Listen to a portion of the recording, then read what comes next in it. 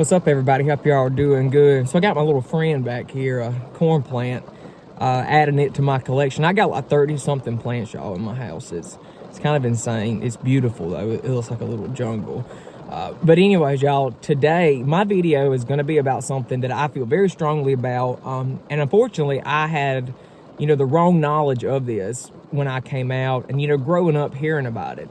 When I came out, I was terrified of catching this, and I thought automatic death sentence, and that is HIV and AIDS.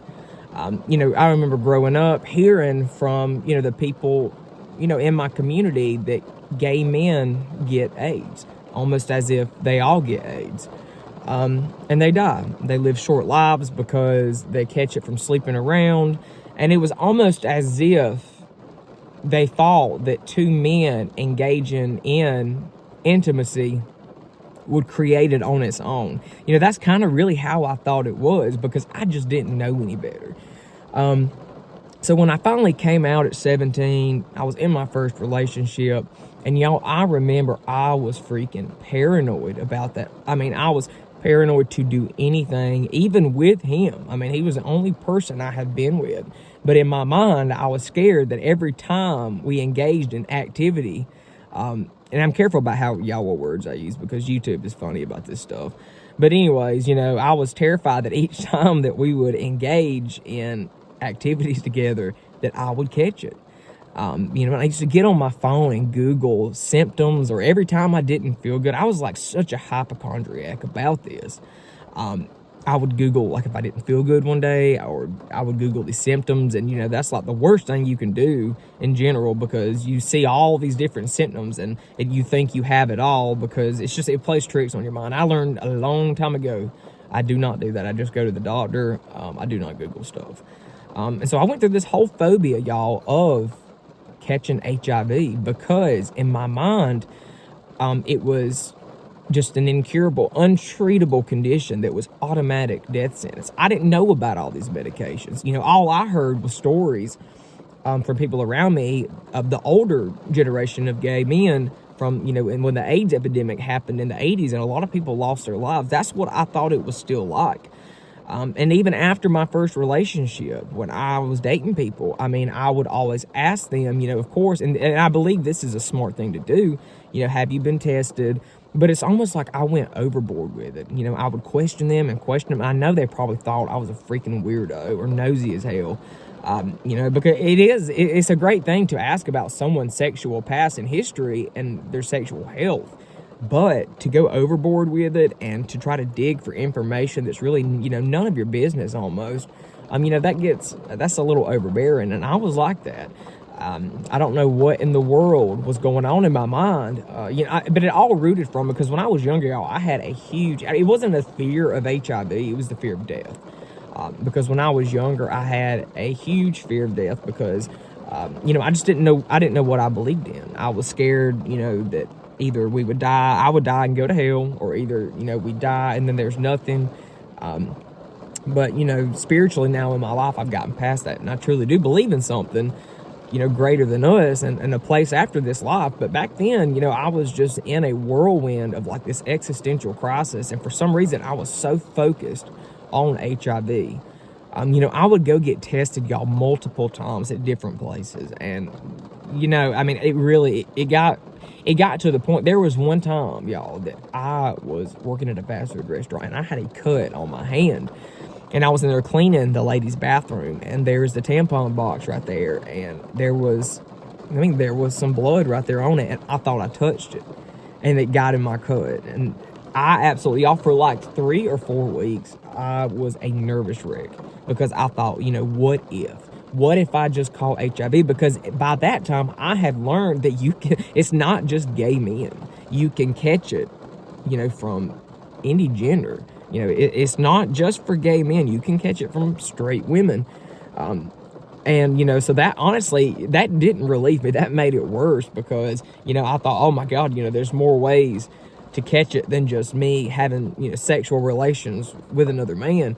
And it was just crazy. And I used to go, and I've always, went to a therapist for years, and I used to talk about this, and, I'm finally past it now. Like, I'm not I'm not anything like that anymore. But it all resulted in me being uneducated. And I feel like a lot of people out there are still uneducated about HIV. It's nothing. And if somebody is HIV positive, it is nothing to be ashamed of. I would never, when I was in the dating world, if I met someone and they told me they were HIV positive, I did not come at them with any kind of rude, hateful remarks or look down on them or snarl my nose up like I was better. No, not at all, because by that time I had understood that. Now, younger me, if I would have met someone who had it, I would have just ghosted, because I would have, it was nothing personal, but I just would have been terrified to be around them. And that's so sad. It's ridiculous. It's amazing how, like, when you get older, how much you learn and you look back, when you were younger, and you're like, some of this stuff you believe is so childish, so immature, and just fucked up. But a lot of it resulted, y'all, from the area that I'm from. Being down here in the conservative South, in the backwoods of the Appalachian Mountains, that's, HIV and homosexuality, that is not something that is openly talked about here. And it's not something that, there's people around here that don't go for that at all. There are plenty of gay people down here, but a lot of them are either closeted or, they are married to a woman and are, gay on this, they're having gay relationships on the side, basically cheating, which, is wrong. That's the worst way to go about it. But if you look around here also, there's a lot of older gay men who didn't come out until like in their 40s and 50s and were married to a woman for like 20, 30 years, had children. Basically they hid it. And, today's day and age, it's a lot easier to be gay down here than it was like 20 years ago.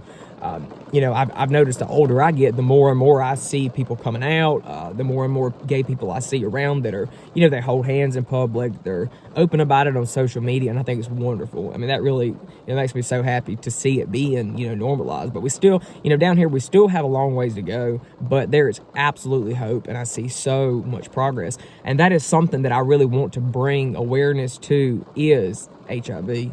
Do not fear people that have it. Yes, please take care of yourself, with your sexual health. And I know there's nobody that wants to have it.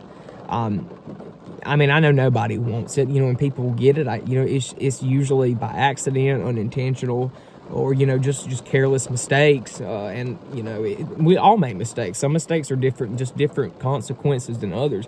If you have that, it does not make you a bad person. And, I look back, and to me, I used to feel like the times I would worry that I had it, for some reason, it made me just feel nasty.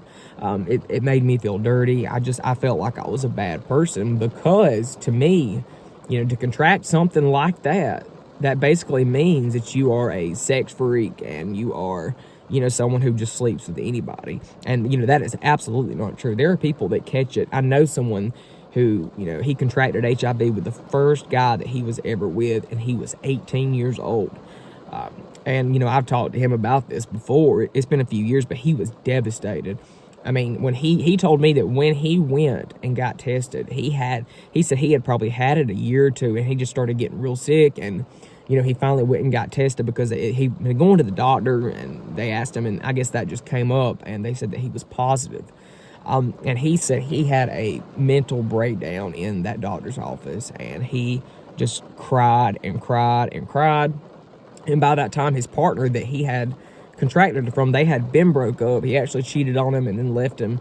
So he was all alone in this. He was by himself. His parents did not accept him or support him. And it was the most pitiful thing I have ever seen, because it literally almost killed him, inside.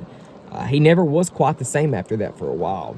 But now, he has educated himself more. He takes his medication, like he's supposed to, and he's undetectable now. And, he's going to be able to live a perfectly healthy, normal life just like the rest of us. And, he's come to terms with it.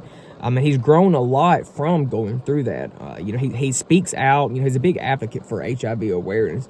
And I think that's a wonderful thing. And that's something that I want to speak out on as well. One day, y'all, I really hope to make it big on YouTube. I want to write a book. I really want to, reach a level of success that a lot of people really aim for but don't get. And, I know that probably sounds, kind conceited, but it's not really about me.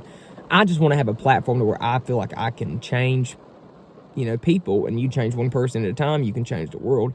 And that's something that I feel strongly about and that I want to speak up about is HIV awareness. Because, people that have went through having that, or people that has a family member that has it, and, if you've been mistreated for it, it's really time to break out of that mindset and, just out of that ignorance. It all boils down to just ignorance. And guys, so if you don't know anybody, or if you do, you are HIV positive, my heart goes out to you. It goes out to your loved ones. Just remember that y'all are loved. That's all I can say. Y'all are loved. Y'all are important. Y'all are special. Don't feel bad about it. Don't look down on yourself, and just know. And if you're having trouble finding a partner, if you're looking for one because you are HIV positive, just remember, you will find the right person that will come along and they will understand. It just takes a very good-hearted, educated, just nice, kind person, to come into your life, and they will be there for you. So, guys, thank y'all so much for watching this video. I hope y'all enjoy. I'll be back tomorrow or in a couple of days with another video. Like this video, subscribe to my channel, and I will see y'all soon. Bye, y'all.